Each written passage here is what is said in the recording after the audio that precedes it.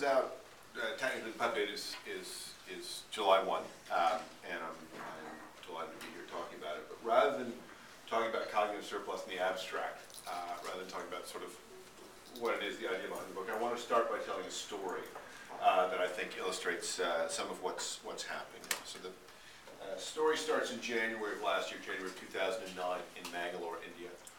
And in that month, a Hindu fundamentalist group, Sri Ram Sini, went around attacking women in pubs. They would drag them out of the pubs, slap them, kick them. When men intervened, they would, to help, they would attack the men as well. And as is by now usual, the whole thing was documented on camera phones, photos, and video uploaded to various sharing sites, and became quickly quite widely viewed. And shortly after these images spread, Pramod Mutalik, the leader of Sri Ram Sini, came out and said, "We attacked those women because they were not living up to our idea of Hindu womanhood. They were not being sufficiently chaste, they were not being sufficiently private. Our next attack will be on Valentine's Day. If we catch you out of doors, if you're a woman and we catch you out of doors on Valentine's Day, the man who's not your blood relative, we will attack you again." So this puts the women in the Mangalore province in a classic collective action dilemma. Right? Each woman can decide, should I stay home or should I go out on Valentine's Day? Right? If you stay home, the advantage is you don't get attacked. The cumulative result of that decision, however, is that Sri Ram Sini has won in keeping women indoors. On the other hand, each woman could say, perhaps there will be safety in numbers, maybe I will turn out, but not knowing the calculations that all of the other women are making makes that difficult to coordinate. And the classic outcome of such collective action dilemmas is that people under-provide for themselves benefits that they can get collectively. By January of 2009, however, there was a third possibility, which was to solve collective action dilemmas collectively. So this woman, Nisha Susan, a journalist working in Mangalore, founded, in response to Sri Ram Sini's provocations, founded my favorite Facebook group, the Consortium of Loose, Forward, and Pub-Going Women. And thousands of people rushed in, as you might imagine, joined the Consortium of Loose, Forward, and Pub-Going Women.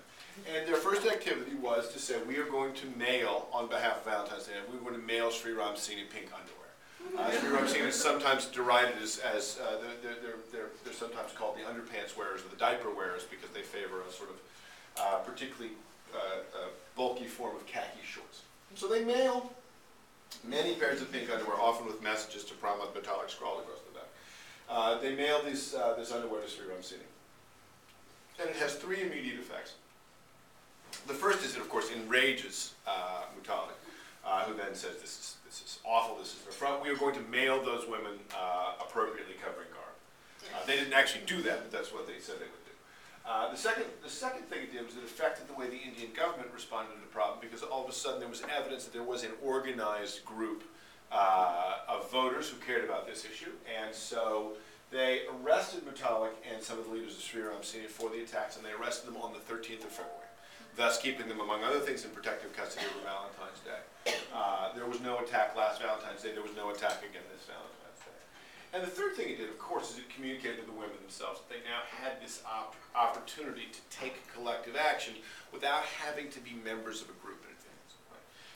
So what Susan did, what Nisha Susan did, was to take advantage of what I am calling the cognitive surplus. She took advantage of the ability of people to freely commit their energies not otherwise used by work or home life to projects of things they care about. And the cognitive surplus, the stories in the book are all tied to this this use of volunteered time and attention. And the cognitive surplus is made up of two things. One is the time and talents themselves, the time and talents of the developed world, which number well over 1 trillion hours a year.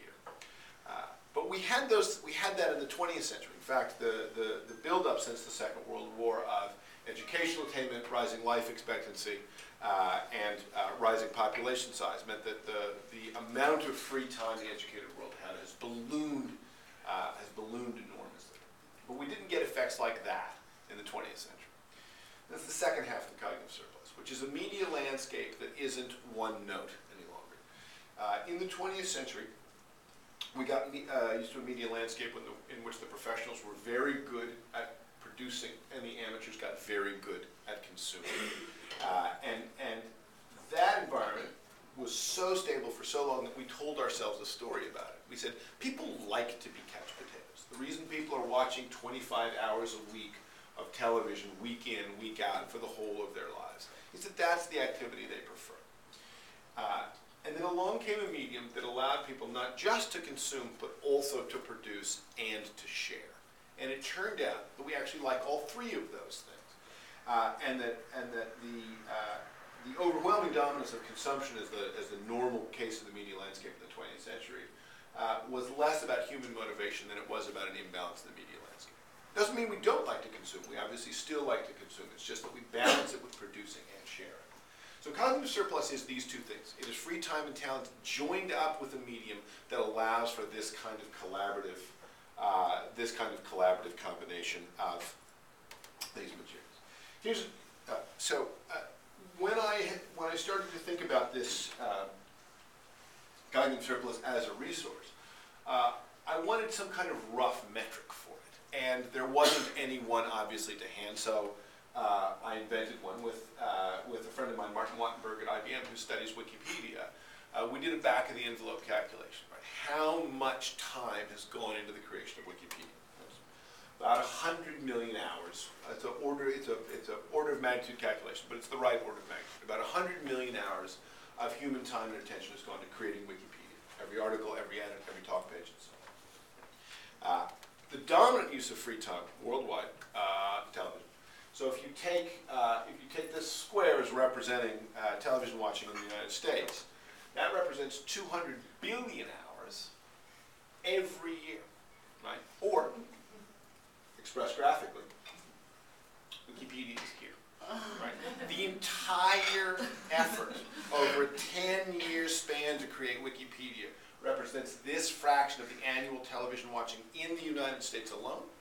Put another way, we spend as much time in the United States watching every weekend. We spend a Wikipedia's worth of television watching every weekend just watching ads.